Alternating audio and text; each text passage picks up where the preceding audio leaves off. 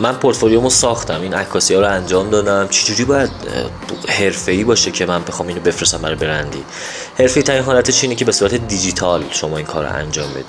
خب دیگه مثل قدیما نیست که بیایم عکس‌ها رو چاپ کنیم، کارهای مختلف کاتالوگ درست کنیم و ببریم نشون بدیم، به جای بگیم این عکس منه و فلان اینا. پس بهترین کار اینه که به صورت دیجیتال این کارو کنی. براتم الان من بهت میگم که چه شکلی باید این کارو انجام بدی.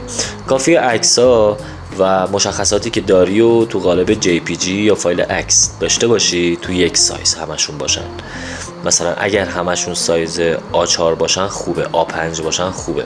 دارین طراحی میکنه، اون طراحه بهتون میتونه راهنمایی کنه و اونا رو تو قالب یک فایل PDF داشته باشی.